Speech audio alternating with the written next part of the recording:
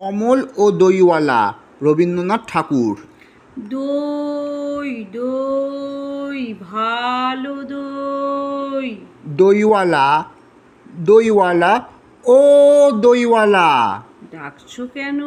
দই কিনবে? কেমন করে কিনবো? আমার তো পয়সা নেই। কেমন ছেলে তুমি, কিনবে না তো আমার বেলা বইয়ে দাও কেন? আমি যদি তোমার সঙ্গে চলে যেতে পারতুম তো যেতুম। আমার সঙ্গে? হ্যাঁ, তুমি যে কত দূর থেকে হাঁকতে হাঁকতে চলে যাচ্ছ শুনে আমার মন কেমন করছে। বাবা, তুমি এখানে বসে কি করছো? কবিরাজ আমাকে বেরোতে বারণ করেছে, তাই আমি সারাদিন এইখানেই বসে থাকি। আহা বাছা, তোমার কি হয়েছে? আমি জানি নে, আমি তো কিচ্ছু পড়িনি, তাই আমি জানি নে আমার কি হয়েছে। দইওয়ালা, তুমি কোথা থেকে আসছো? আমাদের গ্রাম থেকে আসছি। তোমাদের গ্রাম? অনেক দূরে তোমাদের গ্রাম। আমাদের গ্রাম সেই পাঁচমুড়ো পাহাড়ের তলায় শ্যামলী নদীর ধারে। পাঁচমুড়ো পাহাড়, শ্যামলী নদী,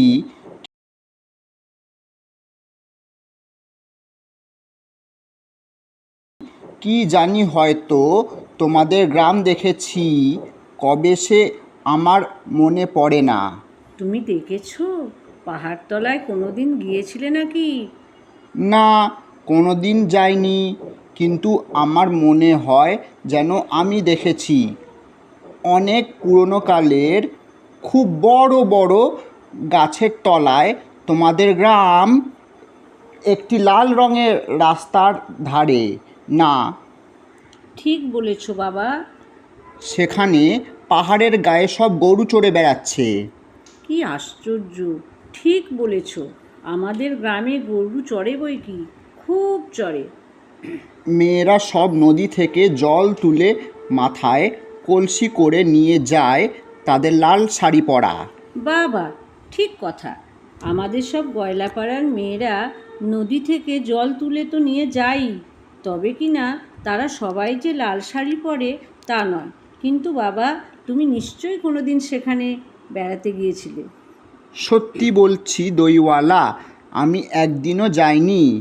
কবিরাজ যেদিন আমাকে বাইরে যেতে বলবে সেদিন তুমি নিয়ে যাবে তোমাদের গ্রামে। যাবো বই কি বাবা, খুব নিয়ে যাব।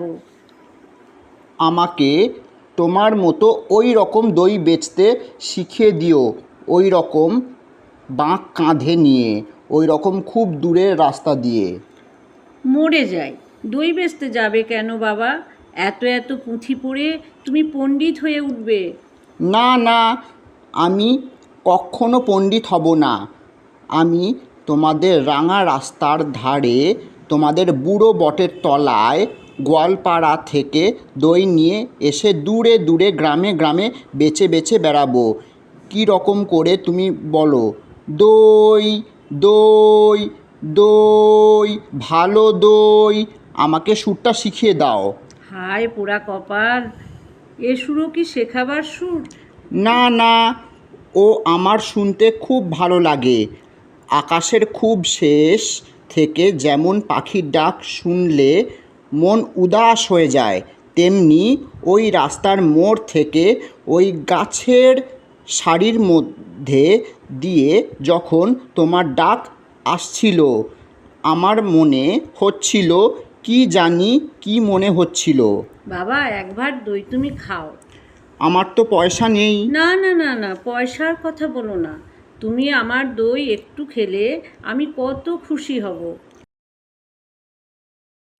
তোমার কি অনেক দেরি হয়ে গেল? কিচ্ছু দেরি হয়নি বাবা, আমার কোনো লোকসান হয়নি। দই বেচতে যে কত সুখ সে তোমার কাছে শিখে নিলুম। ধন্যবাদ।